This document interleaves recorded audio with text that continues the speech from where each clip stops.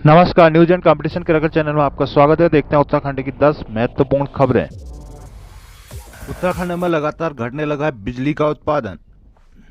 विधानसभा में 15 मार्च को होगा राज्य का बजट पेश।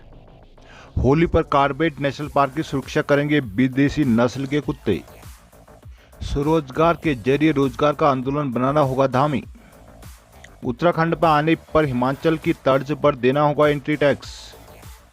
आंगनबाड़ी सुपरवाइजर की प्रमोशन लिस्ट जारी।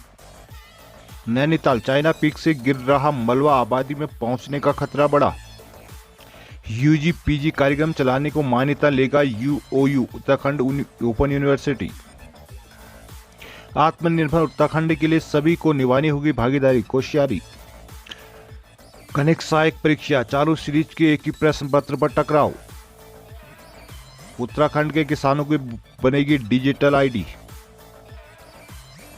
उत्तराखंड का जल विद्युत निगम लिमिटेड का बिजली उत्पादन कम होना शुरू हो गया, जिसके कारण ऊर्जा निगम को हर दिन 1 करोड़ का नुकसान हो रहा है। उसे यूजीबीएनएल से 2.32 रुपये प्रति यूनिट मिलने वाली बिजली को बाजार से सामान्य समय में औसत 4.15 रुपये पीक आवर में 12 रुपये प्रति यूनिट तक खरीदना पड़ रहा है। मौजूदा समय में जल विद्युत के पावर प्लांट से सामान्य तौर पर होने वाली बिजली उत्पादन कम होना शुरू हो गया। ये उत्पादन 20 फरवरी से कम होना शुरू हुआ था। उस समय अंतर 0.156 एमयू रहा, जो 24 फरवरी तक बढ़कर 1.86 एमयू तक पहुंच गया है। 27 फरवरी को 2.17 और 2 मार्च को बढ़कर 2.76 मिलियन यूनिट के अंतर तक पहुंच गया। ये बिजली उत्पादन ऐसे समय में प्रभावित हो रहा है जब बिजली की डिमांड लगातार बढ़ रही है। बाजार में महंगी दरों पर भी बिजली आसानी से उपलब्ध नहीं है। मार्च महीने में केंद्र की 300 और शॉर्ट टर्म टेंडर की 250 मेगावाट बिजली से संभली हुई है, लेकिन इसके बाद भी 40 मिलियन यूनिट की डिमांड को पूरा करने को 6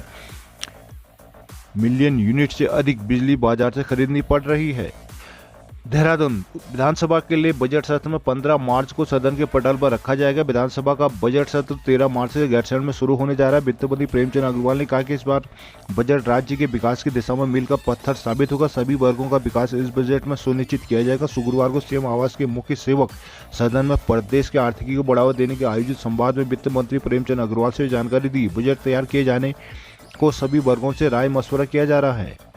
रामनगर शिकारियों की घुसपैठ की आशंका को देखते हुए होली पर कार्बेट पार्क में हाई अलर्ट घोषित किया गया। वन्य जीवों की सुरक्षा के लिए 500 कर्मचारियों के साथ ही हाथी और विदेशी नस्ल के कुत्ते तैनात किए गए हैं। बाहर से आने वाले हर पर कड़ी निगरानी रखी जा रही है। होली पर हुड़दंग की आशंका को देखते हुए 8 मार्च को पार्क में पर्यटन गतिविधियां बंद रखने का फैसला किया गया। उत्तर प्रदेश से सटी कार्बेट की 50 किलोमीटर की सीमा घुसपैठ के लिहाज से अति संवेदनशील मानी जाती है। पूर्व में होली पर यहां से घुसपैठ की घटनाएं भी सामने आ चुकी हैं। इसे देखते हुए कार्बेट नेशनल पार्क के प्रशासन ने हाई अलर्ट घोषित किया है। पार्क के निदेशक डॉक्टर धीरज पांडे ने बताया कि पार्क में 250 से अधिक बाघ, 1200 से अधिक हाथी सहित अन्य वन्यजीव हैं, जिनकी सुरक्षा को लेकर करीब 500 कर्मचारी, 900 हाथी सहित आधा दर्जन विदेशी नस्ल के कुत्ते लगाए गए हैं। पार्क में प्रवेश करने वाले खुफिया रास्तों पर भी कड़ी निगरानी रखी जा रही है। सीसीटीवी कैमरों की मदद से आने वाले सैलानी पर नजर रखी जा रही है। सीएम पुष्कर सिंह धामी ने कहा कि सरकारी स्तर पर सरकार रोजगार के अवसर सीमित हैं। स्वरोजगार के लिए अपार अवसर सृजित किए जा सकते हैं। सभी मिलकर स्वरोजगार के जरिए रोजगार देने का आंदोलन बना सकते हैं। रविवार को वार्षिक बजट 2023-24 पर कृषि, उद्यान, उद्योग, पंचायत आदि विभिन्न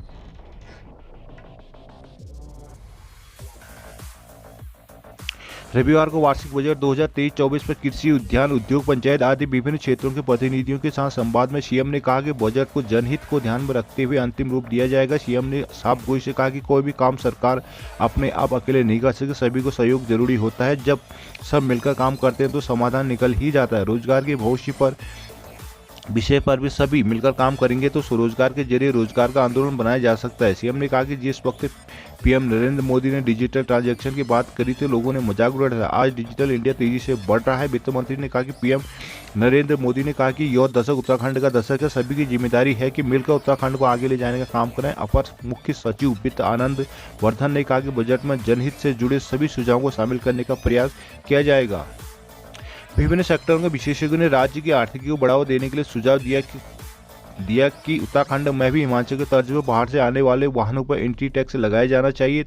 तो कुछ ने सुझाव दिया कि राज्य में शेड्यूल के बाहर भी उद्योग स्थापित करने में रियायतें दी जाए, जिससे रोजगार के अवसर पैदा हो सके। रविवार को सीएम आवास में आयोजित संवाद में उत्तराखंड होटल एसोसिएशन के अध्यक्ष संदीप साहनी ने कहा कि पर्यटन प्रदेश तो है, लेकिन 80% लोग यहाँ आस्था के नाम पर आते हैं। सरकार को बाहर से आने वालों पर एंटी टैक्स लगाना चाहिए।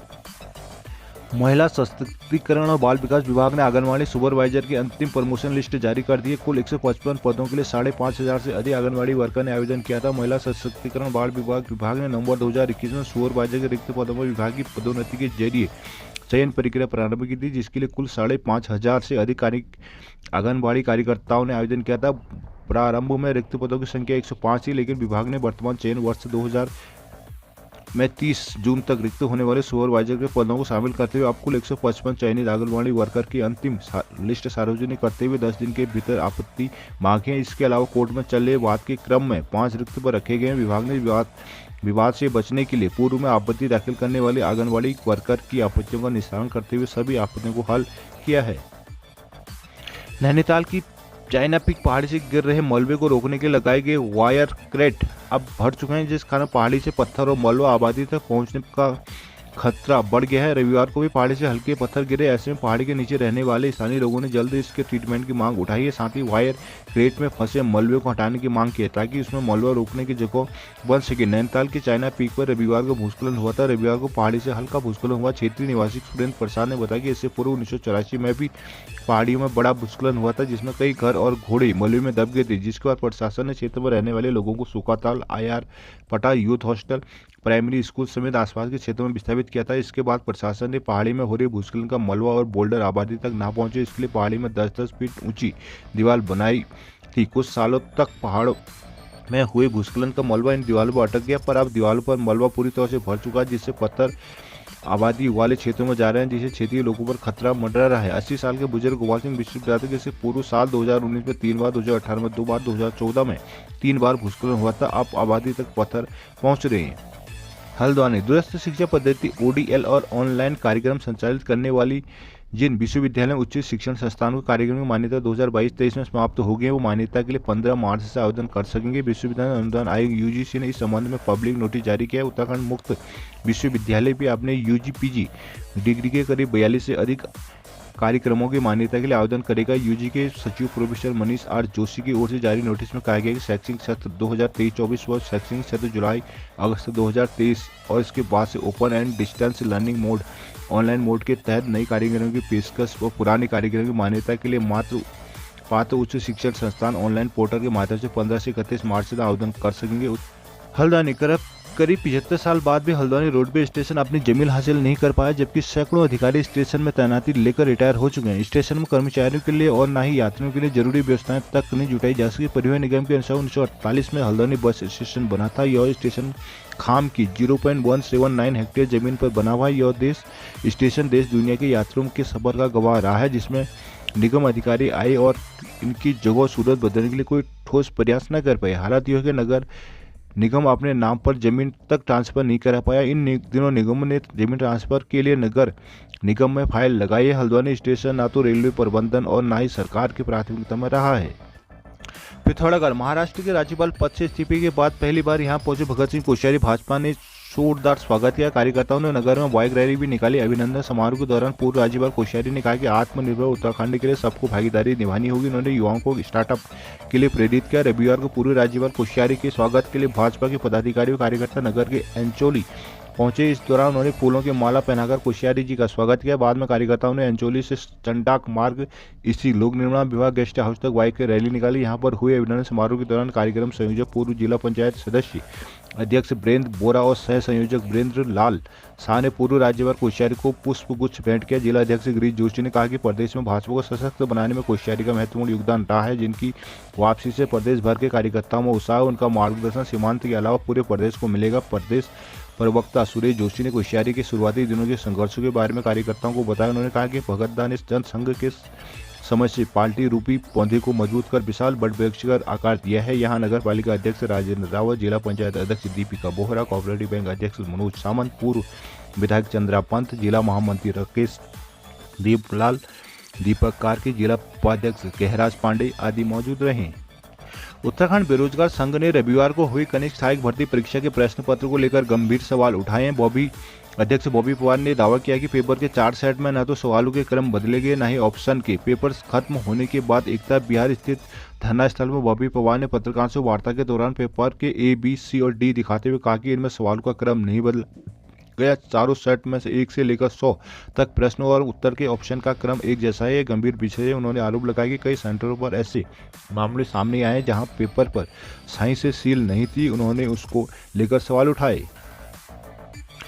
उत्तराखंड के किसानों की भी डिजिटल आईडी बनेगी। किसानों की जमीन के पूर्व वितरण के साथ उस पर उगाई जा रही फसलों का ब्यौरा भी किसान के आईडी में शामिल होगा। किसान को कृषि ऋण लेने हो या कोई सब्सिडी योजना का लाभ उसे अपने भूमि और फसल के दस्तावेज जुटाकर देने की जरूरत नहीं होगी। डिजिटल इंडिया कार्यक्रम के तहत सरकार ने इस योजना का आकार देना शुरू कर दिया। राज्यों को सभी लैंड रिकॉर्ड को डिजिटलाइज करने के लिए निर्देश दे दिए गए हैं। दून आए केंद्रीय कृषि और किसान कल्याण मंत्रालय के रणनीतिक सलाहकार और मुख्य विज्ञान अधिकारी राजीव चावला राज्य के राजस्व और कृषि विभाग के अधिकारियों के साथ एक दौर की बैठक की। यह राजस्व सचिव चंद्रेश यादव, अपर सचिव आनंद श्रीवास्तव, अपर कृषि निदेशक केसी पाठक, संयुक्त निदेशक डॉक्टर अजय शर्मा, देवेंद्र राणा आदि शामिल रहे।